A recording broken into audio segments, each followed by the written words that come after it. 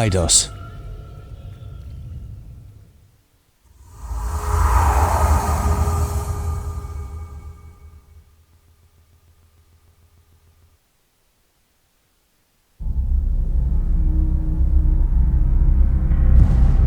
It would be the longest military conflict in United States history. And when it was over, 58,000 Americans had given their lives in this jungle war.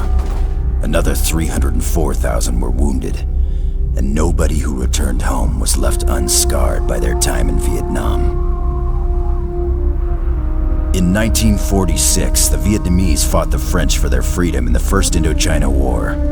At the end of the war in 1954, two Vietnams were created, South and North. Trouble was, the communists in the North wanted one country, one people, one Vietnam.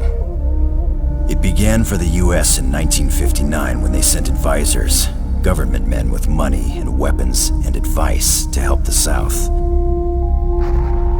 Slowly, almost inevitably, it became a full-blown war, with the ever-growing US forces joining the South Vietnamese army to fight the North Vietnamese regulars and the National Liberation Front. By 1975, it was all over.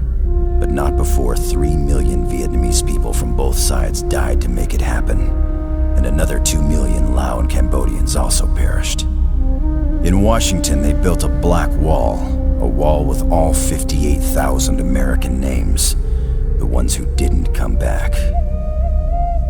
But in 1967, the war was still young. Hopes were high. Success was, they say, a bright light at the end of the tunnel. Lessons would have to be learned in Vietnam. And in 1967, class and hell was definitely in session.